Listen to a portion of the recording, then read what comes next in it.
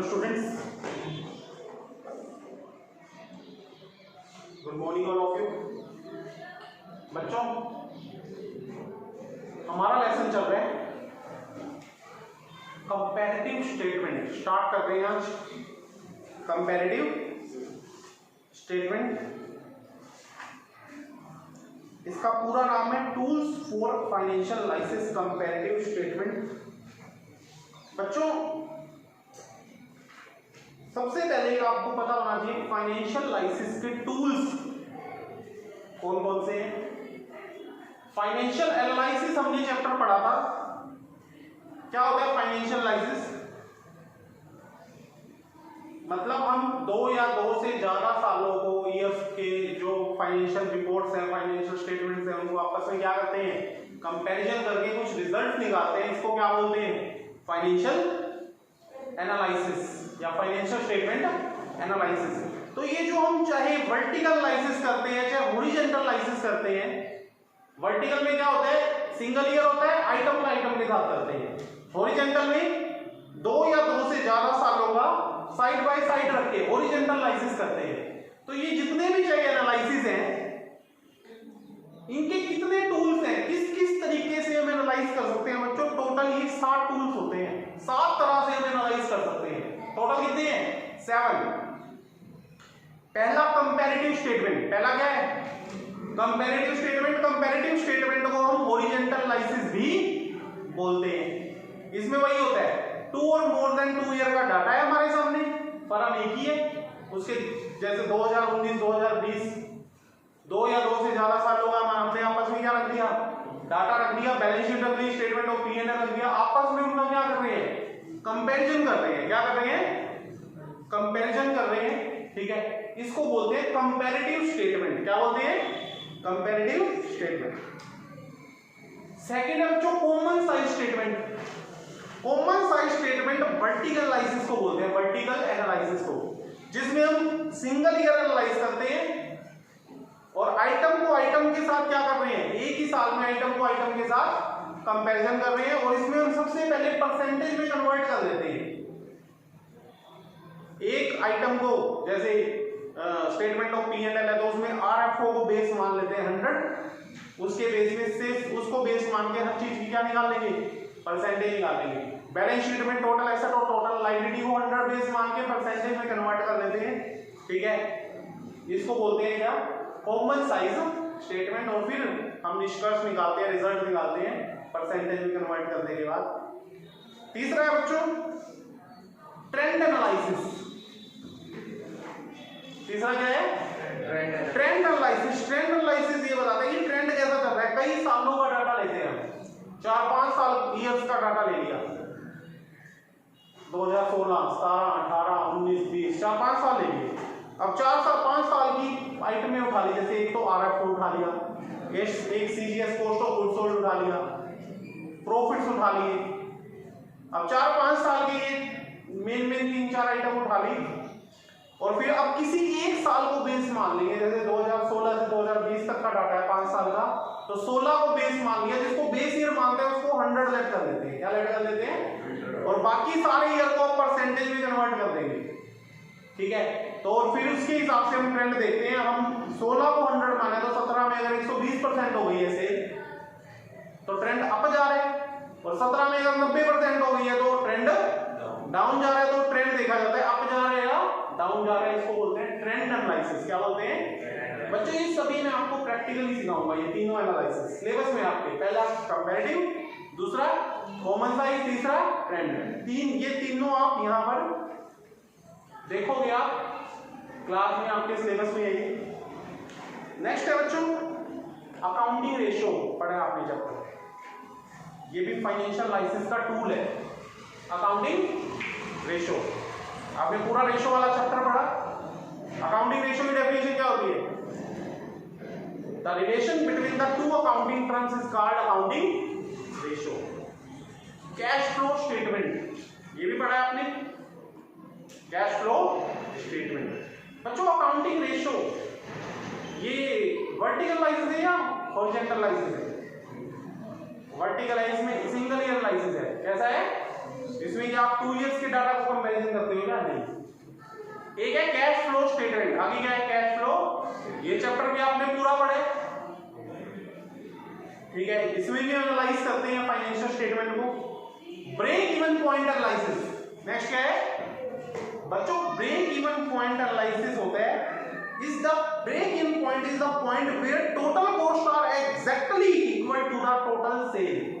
जब total sale और total cost बिल्कुल इक्वल हो उसको बोलते हैं ब्रेक इवन पॉइंट एनालिसिस। और जिस बिजनेस में टोटल कॉस्ट और टोटल सेल बिल्कुल इक्वल रहती है ना उसको बोलते हैं no profit no loss situation. ना तो प्रॉफिट हुआ ना लॉस हुआ, बस खर्चे पूरे हो गए। बिजनेस चल रहा है, बोलते हैं ना कहीं भाई बिजनेस में हमारे पास खर्चे पूरे हो रहे हैं, ना तो फायदा हो रहा है ना नुकसान हो रहा है, पूरे खर्चे होते हैं। इसको बोलते हैं ब्रेक इवन पॉइंट सिचुएशन है हमारी, हम उस पॉइंट पे खड़े हैं, फायदा भी नहीं होता नुकसान भी नहीं होता, जितना कमाते हैं उतना खर्च हो जाता है बिजनेस में, ठीक है। तो ब्रेक इवन पॉइंट एनालिसिस किसको बोलते हैं? जब total cost is exactly equal to total sale या टोटल रेवेन्यू। और इसका दूसरा नाम क्या होता है? No profit no loss analysis भी बोलते हैं। ना तो प्रॉफिट हो रहे हैं ना लॉस हो रहे हैं, no profit no loss point भी कह सकते हैं उसको। तो टोटल कितने हो गए? 7। एक रह गया फंड फ्लो स्टेटमेंट। क्या रह गया बच्चों? फंड फ्लो स्टेटमेंट वैसे हमारे सिलेबस में चैप्टर नहीं है, इसकी डेफिनेशन क्या है? इस fund flow statement is design to show the 3 चीजों में चेंज बताता है, assets liability of and capital of the firm. ये डेफिनेशन याद रखो बस। फंड फ्लो स्टेटमेंट क्या करता है? ये शो करता है कि एसेट में कितना चेंज हुआ, लायबिलिटी में कितना चेंज हुआ और कैपिटल में कितना चेंज हुआ। कैश फ्लो स्टेटमेंट सिर्फ कैश के फ्लो को बताता है।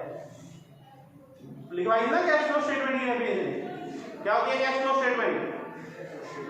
It shows the flow of cash, और फ्लो दो टाइप का होता है, इनफ्लो एंड।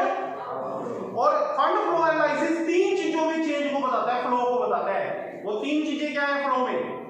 एसेट्स, लायबिलिटी और कैपिटल। इतना चेंज कर देना, इसकी डेफिनेशन ही लर्न कर दी है बस, और कुछ आपके सिलेबस में नहीं। समझ गए बात? तो बच्चों ये 7 क्या थे?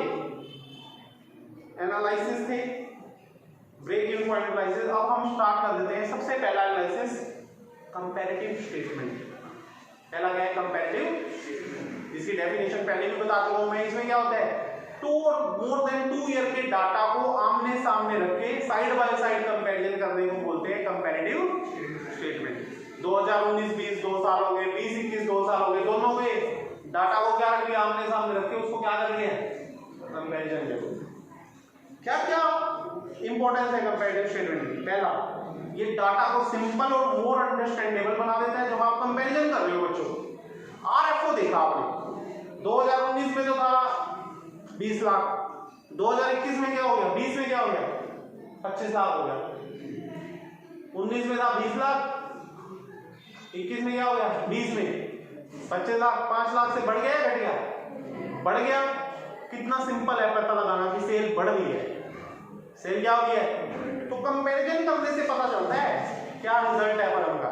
1 साल का डाटा उठा के बैठ गए, उससे क्या पता चलेगा आपको कि फायदे में है नुकसान में है। जब 2-3 सालों में कंपैरिजन करोगे तभी पता चलेगा। तो कंपैरेटिव स्टेटमेंट बहुत इजी है समझने में, अंडरस्टैंडेबल है। दूसरा, ये ट्रेंड को बताती है, ट्रेंड अप जा रहे या डाउन जा रहे हैं। ये बिजनेस के स्ट्रॉन्ग पॉइंट और वीक पॉइंट को बताती है। थर्ड पॉइंट, आप 2-3 साल के डाटा में कंपैरिजन कर रहे हो तो पता चलेगा क्या स्ट्रॉन्ग पॉइंट है। सेल बढ़ रही है तो सेल हमारा स्ट्रॉन्ग पॉइंट हो गया, खर्चे बढ़ रहे हैं तो वीक पॉइंट हो गया, एसेट्स बढ़ रही है तो लायबिलिटी बढ़ रही है तो वीक पॉइंट है। समझिए, तो स्ट्रॉन्ग पॉइंट और वीक पॉइंट को बताता है। To compare the firm performance with the average performance, हम फर्म की परफॉर्मेंस को ना पिछले 4-5 साल के एवरेज से कंपैरिजन करके देखते हैं कि इस साल एवरेज से बड़े ऊपर गए या हम डाउन गए। समझ में आ गई बात? To help in forecasting, forecasting में हेल्प करता है कंपैरेटिव स्टेटमेंट। ज्यादा तो नहीं कर सकता क्योंकि बिजनेस है, बिजनेस में हर चीज की अनसर्टेनिटी होती है, फिर भी हम पिछले 5-7 सालों का डाटा लेके फ्यूचर का पता लगा लेते हैं। कई आइटम तो बिल्कुल सही है, एग्जैक्ट भी फोरकास्टिंग कर देगा, पिछले 7 साल से इतना इतना बिजली का बिल आ रहा है, आंकड़े का पता चल जाता है भाई। कईयों में कई बातों में पता फोरकास्टिंग अच्छी नहीं होती, बट कईयों में बहुत अच्छी हो जाती है फोरकास्टिंग। तो बच्चों ये था इसकी कुछ थ्योरी। अब हम पढ़ रहे हैं प्रैक्टिकली। जब हम फॉर्मेट बनाएंगे तो इसका फॉर्मेट कैसा होगा, ये आप फॉर्मेट देख सकते हैं।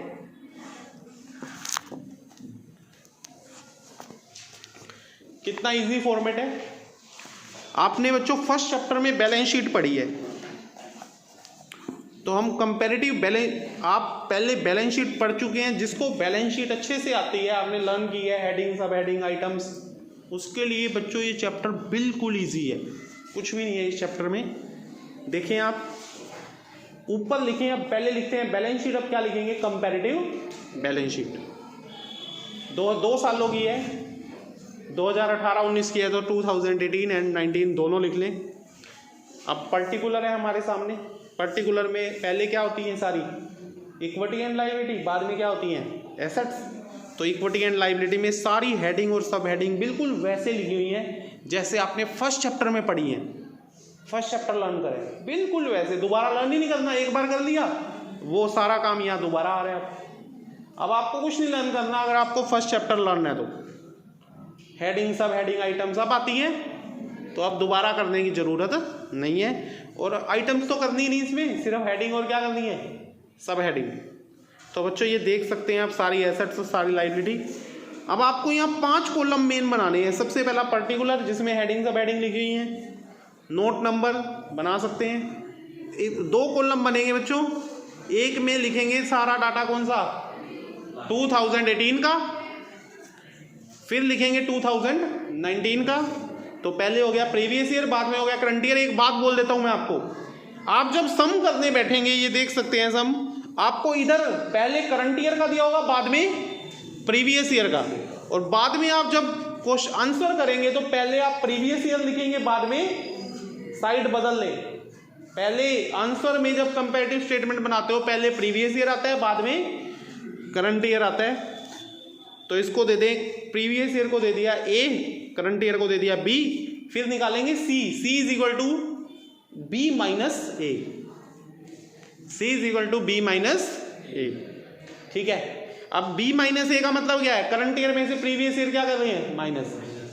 शेयर कैपिटल ही लगा लो, शेयर कैपिटल प्रीवियस ईयर में थी 3 लाख, करंट ईयर में 4 लाख, तो बी में से ए माइनस करो, 4 में से 3 गए, कितने रह गए 1 लाख। ये सी आपका आंसर आ गया।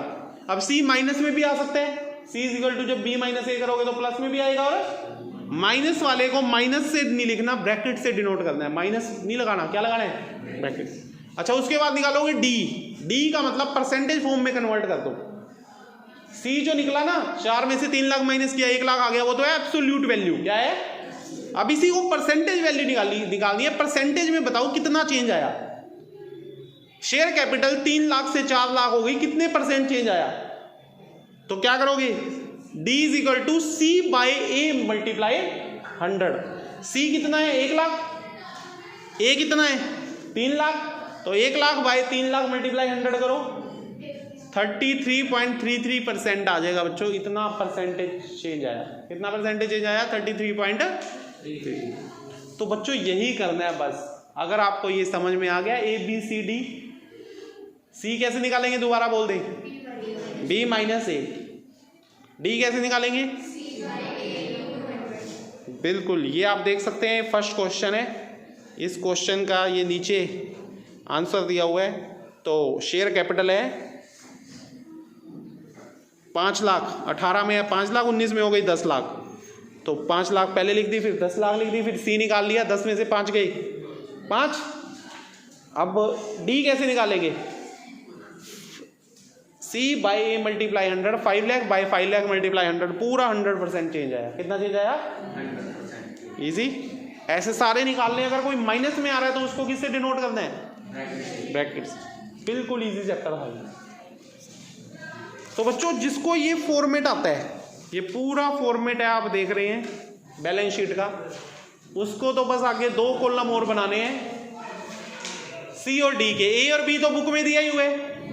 ए कौन सा है current year, B A previous year है, बी करंट ईयर है, सी और डी निकाल लो, इजी। और ऐसे ही सेम पी एंड एल का बनाना है, comparative statement of P and L. इसमें भी वही ए बी सी डी लिखेंगे, ये पूरा पी एंड एल का फॉर्मेट देख रहे हैं आप। ए बी यहाँ लिख ले, ए करंट, ए प्रीवियस ईयर है, बी करंट ईयर, सी कैसे निकालेंगे, बी माइनस ए करके, डी कैसे निकालेंगे, सी बाई ए मल्टीप्लाई 100। तो कर सकते हैं आप ये सम, ये टोटल सम बनते हैं बच्चों